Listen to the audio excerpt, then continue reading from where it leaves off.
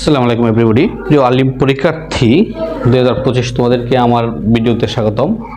আজকে আমি তোমাদের ইংরেজি প্রথম পত্রের যে রাইটিং অংশ আছে এই অংশের সাজেশন দিব। চলো আমরা ক্লাস শুরু করি। ইংলিশ ফার্স্ট পেপার পার্ট 3, এর আগে আমার আরো দুইটা সাজেশন অংশে দেওয়া দুইটা ক্লাস আছে, তোমরা অবশ্যই দেখে নিবে।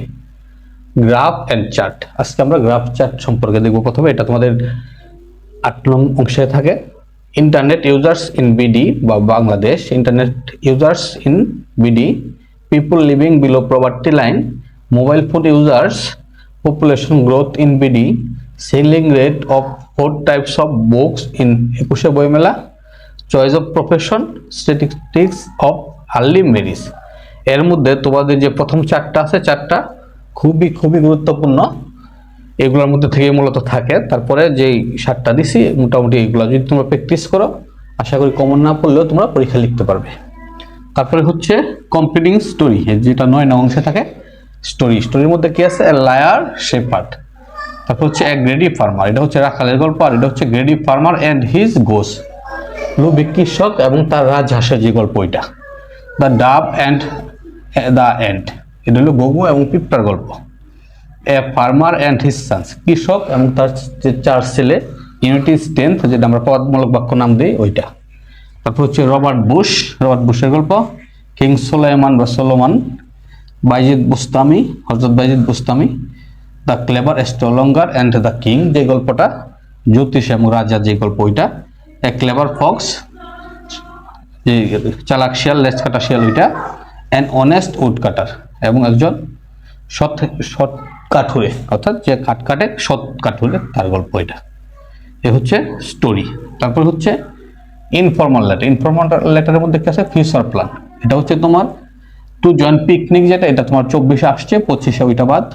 আর ফিউচার প্ল্যান খুবই গুরুত্বপূর্ণ, ইম্পর্টেন্স অফ লার্নিং ইংলিশ। আর এই ক্ষেত্রে ফিউচার প্ল্যান বা এম ইন লাইফ বা what you intend to do after Alim examination, Alim পরীক্ষার পরে তুমি কি করতে চাও, ভবিষ্যৎ পরিকল্পনা বা এম ইন লাইফ, এটা 3টা একই জিনিস। যে কোনো একটা আসলে একটা পড়লেই 3টা লিখতে হবে, অর্থাৎ একই জিনিস 3টা নাম। কি বলছি? Future plan, aim in life বা what you intend to do after Alim examination. তারপর হচ্ছে ইম্পর্টেন্স অফ রিডিং বা learning newspaper, importance of learning English. Importance of learning English বেশি গুরুত্বপূর্ণ, নিউজ পেপারের থেকে এটা একটু বেশি গুরুত্বপূর্ণ। অথবা importance of reading news paper. To give up smoking, এটা ছোট ভাইকে উপদেশ দিয়ে। প্রিপারেশন ফর আলিম এক্সাম, আলিম পরীক্ষার প্রস্তুতি। এই 4টা খুবই গুরুত্বপূর্ণ, মোস্ট ইম্পর্টেন্ট। তারপরে হচ্ছে কন্ডোলিং ফর ফাদার ডেথ, অর্থাৎ তোমার পিতার মৃত্যুর জন্য তার বন্ধুকে কি করবা? সান্ত্বনা জানার একটা চিঠি লিখবা।